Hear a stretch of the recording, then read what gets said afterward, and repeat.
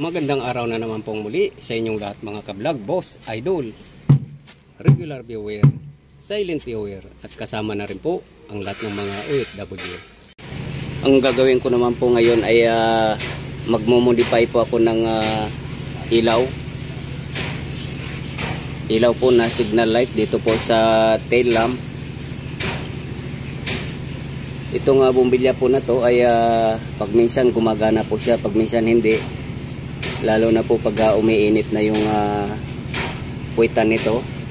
So itong puwitan po kasi nito ay sira na po, na sunog na po, ayun no.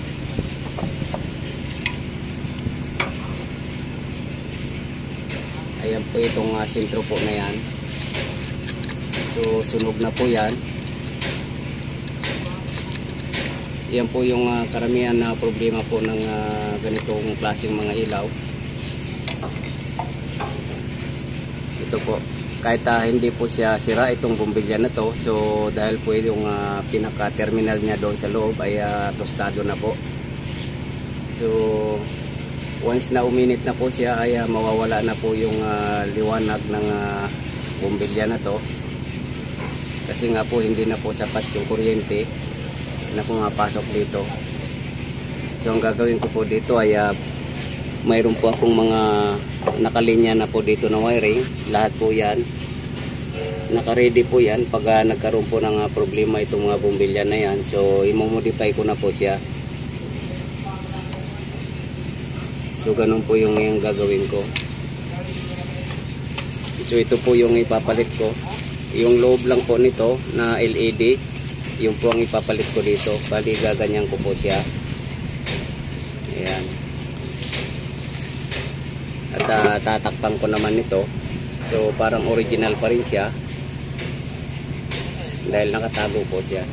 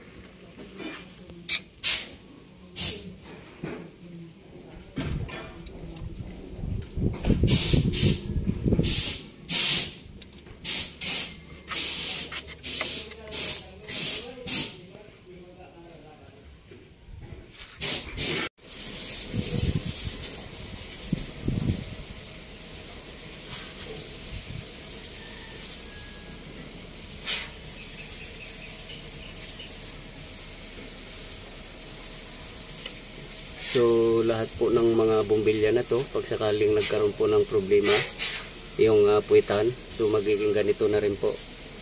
Kasi useless na po yan pag bombilya ang ilalagay natin. Sunog na po yung pinaka-terminal niya sa likod. So paulit-ulit lang po ang magiging problema niya. So ito po yung pinaka-solusyon ko. Naging LED na po instead na bombilya. Ayan, kung titingnan po natin, di pa siya pundi pero lagi pong namamatay dahil po doon sa terminal. So tatakpan na po natin para makikita natin yung output niya. So ayan na po yung output po ng LED type na pinalit ko. So may difference po siya pero maganda rin po yung LED kasi menos sa konsumo po ng power or current.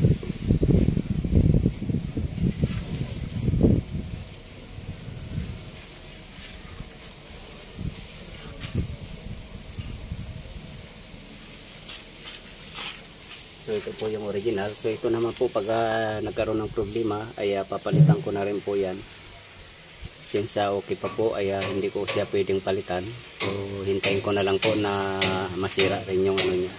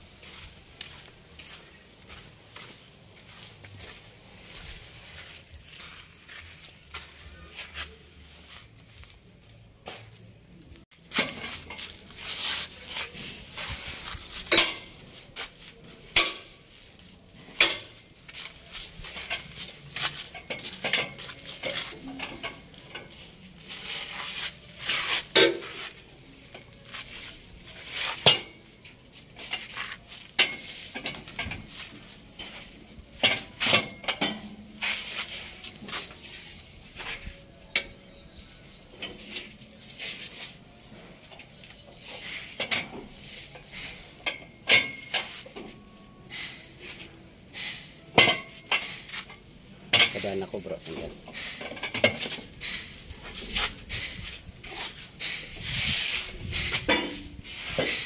Lahat sila magaling.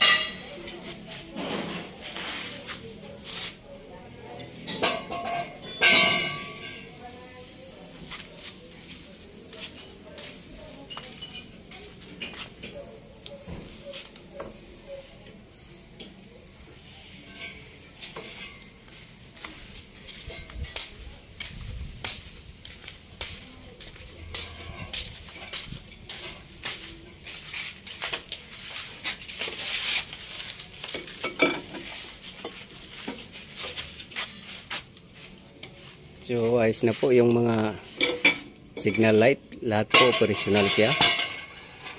So left and right, okay na po siya, gumagana na lahat. So hanggang dito na lang po muna ang video kong ito. Please like, subscribe na lang po and hit notification bell para sa susunod na mga video. God bless all po.